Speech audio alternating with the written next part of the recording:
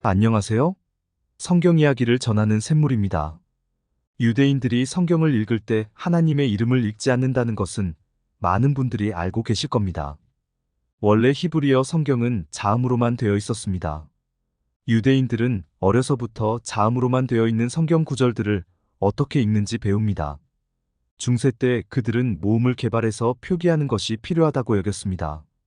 그래서 현재 히브리어 성경은 자음과 모음이 모두 표기된 형태로 되어 있습니다. 그런데 히브리어 성경에 모음을 추가할 때 문제가 되는 단어가 하나 있었습니다. 그것은 하나님의 이름을 나타내는 단어였습니다. 하나님의 이름은 네 글자로 되어 있어서 이것을 신성사문자라고 부릅니다. 유대인들은 하나님의 이름이 나오면 그것을 발음하지 않고 그 이름을 뜻하는 하심 또는 주님을 뜻하는 아도나이로 읽었습니다.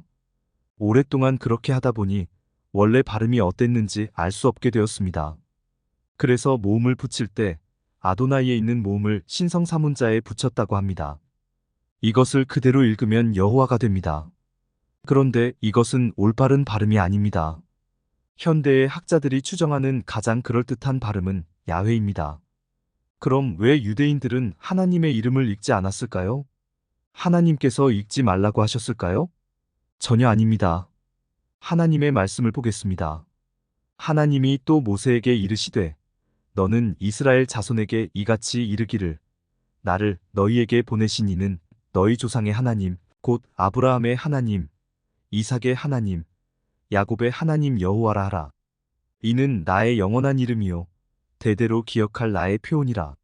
하나님은 당신의 이름을 여호와로 부르게 하셨습니다.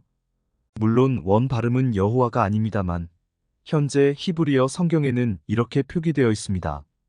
그럼 유대인들은 왜 하나님의 이름을 읽지 않게 되었을까요? 그것은 오해 때문입니다. 유다 왕국은 우상 숭배 때문에 하나님께 벌을 받아서 바벨론에 멸망했습니다. 그런데 하나님께서는 예수님을 보내셔야 했기 때문에 유대인들을 돌아오게 만드셨습니다. 이렇게 돌아온 유대인들은 자신들이 하나님의 말씀을 제대로 지키지 않아서 그런 벌을 받았다는 것을 알고 하나님의 율법을 배우고 연구하게 되었습니다. 그 과정에서 이런 구절을 보았습니다. 너는 너의 하나님 여호와의 이름을 망령되이 일컫지 말라. 나 여호와의 이름을 망령되이 일컫는 자를 죄 없다 하지 아니하리라. 이것을 본 유대인들은 하나님의 이름을 부르는 것 자체를 두려워하게 되었습니다. 그래서 그때부터 그들은 성경을 읽다가 하나님의 이름이 나오면 하심 또는 아도나이로 읽었습니다. 하나님께서 하나님의 이름을 부르지 못하게 하신 것이 아닙니다. 망령되이 부르지 말라는 것이죠. 그럼 하나님의 이름을 망령되이 부른다는 것은 무슨 의미일까요? 예레미야서에 이런 말씀이 있습니다. 이는 그들이 이스라엘 중에서 망령되이 행하여 그 이웃의 아내와 행음하며 내가 그들에게 명하지 아니한 거짓을 내 이름으로 말함이니라. 나는 아는 자요 증거인이니라.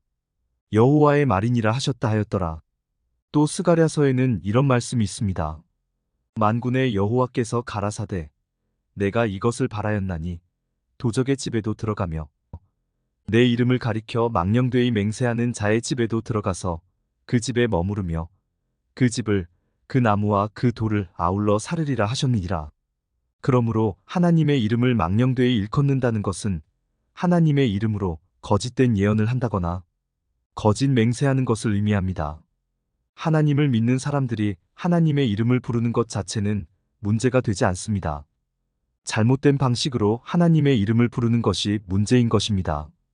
그런데 유대인들은 하나님의 이름을 부르는 것 자체를 두려워하여 하나님의 이름을 부르지 않았습니다. 그 결과 현재 하나님의 이름을 어떻게 부르는지 알 수 없게 되었습니다. 끝까지 시청해 주셔서 감사합니다.